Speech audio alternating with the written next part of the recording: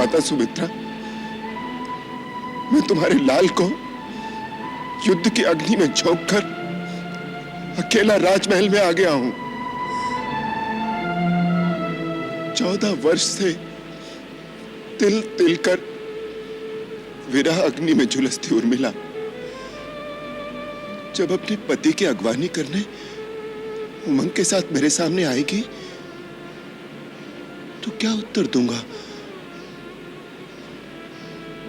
मैंने अपनी पत्नी को पाने के लिए जो युद्ध किया और मिले उसमें तेरे पति की आहुति दे दी। उर्मिल के विरही अंतर पे बिजली सी जाए गिरी बरछी, पूछो न कहार किस किस पे तिहुलोक में जाए चली बरछी। राम भी देख लेगा, शीघ्र ही उसका भी इसी प्रकार अंत होने वाला है। उसे भी अपने भाई के मृत शरीर से लिपटकर रो लेने दो। पिताश्री, अधमरा तो अपने भाई की दुर्गति देखकर ही हो गया होगा। पूजनीय नाना जी, मैंने रघुवंश को निर्वंश करने का बीड़ा उठाया है। राम समुद्र पर सेतु बांधकर लंका में आया था। मैं राम की सेना के एक एक वीर को मारकर उनके मृत शरीरों को अयोध्या तक बिछा दूंगा और उन पर रौंदता हुआ विजयनाथ के साथ लंका की जय पताका फहराता हुआ अयोध्या में प्रवेश करूंगा। वत्स इंद्रजीत, वीर पुरुष कर्म करते हैं, पहले ही अपने मुख से उसका बखान नहीं करते। नहीं माल्यवान जी, हमारे इंद्रजीत ने सदा जिस कार्य का संकल्प किया उसे करके दिखाया। हे रघुवंश विजयी, अयोध्या के भावी नरेश, हमें तुम्हारे अजय पराक्रम पर पूरा विश्वास है। हे वीरवर इंद्रजीत, राम की मृत्यु के पश्चात हम तुम्हें अयोध्या के राज सिंहासन पर आसीन करके अपने हाथों राज तिलक करेंगे तुम्हारा। प्रतिहारी, हमारे गुप्तचरों को आदेश दो, लक्ष्मण की दशा की पल पल की सूचना हमें मिलनी चाहिए और नगर में घोषणा कर दो, लंकावासी अपने युवराज की विजय का उत्सव मनाए। जैसे ही लक्ष्मण की मृत्यु का समाचार मिले, शंखनाद हो, दुंदुभियां बज उठे, जिससे सीता भी यह शुभ समाचार सुन सके। जाओ।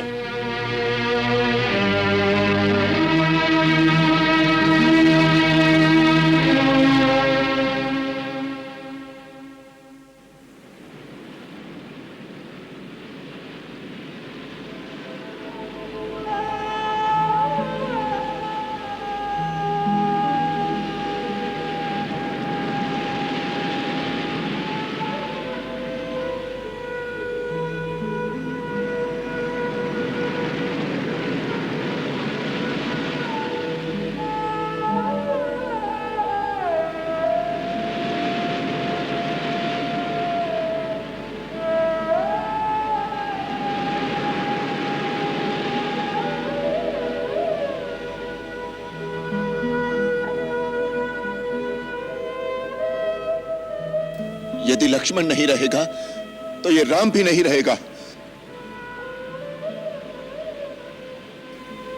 महाराज विभीषण, मुझे खेद है, मैंने बड़े गर्व से आपको लंका का राजा बनाने का वचन दिया था, परंतु मेरा वो वचन अब झूठा हो जाएगा।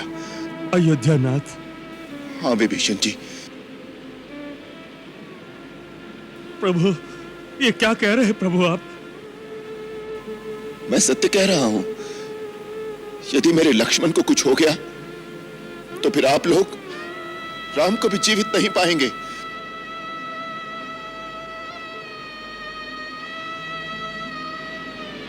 महाराज सुग्रीव, वृक्षराज जामवंत,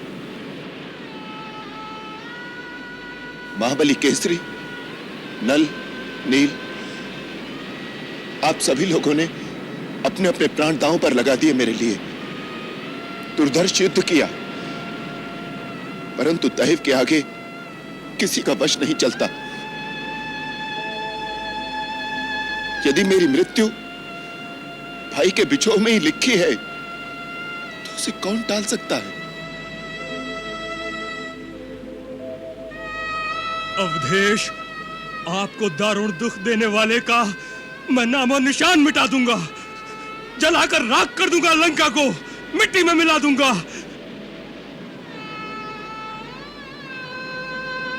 किस लिए कपीश्वर? किसके लिए? लक्ष्मण जैसे भाई को गंवाकर यदि ये युद्ध जीत भी लिया तो किस काम का? लक्ष्मण बिना अयोध्या का राज कैसे भोग सकूंगा और अयोध्या ही कैसे जा सकूंगा?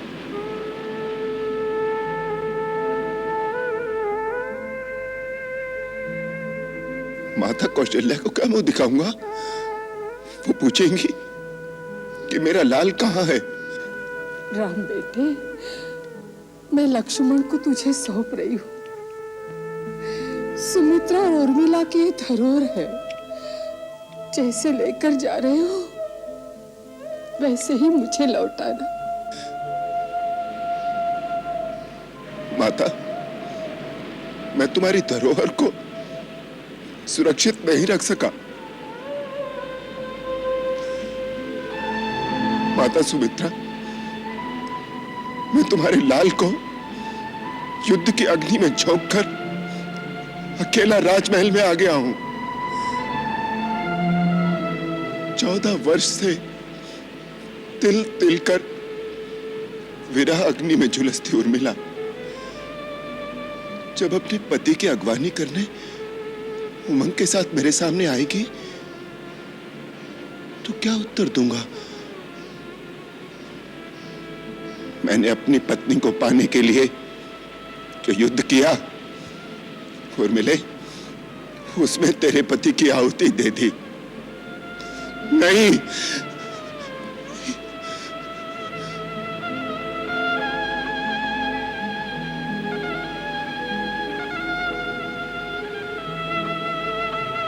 लक्ष्मण के साथ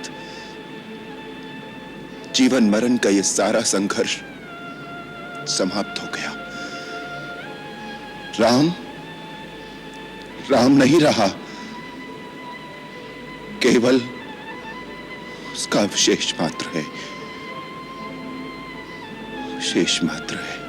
रघुवीर से धीर गंभीरन को जीवित ही मार गई बरछी।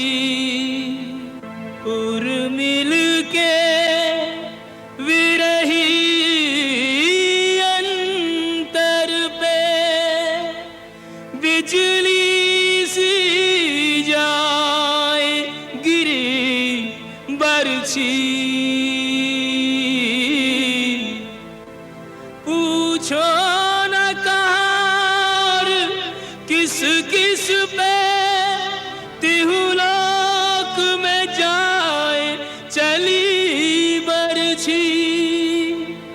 बस देखने वालों ने देखा लक्ष्मण को आन लगी बरछी। लक्ष्मण को आन लगी बरछी।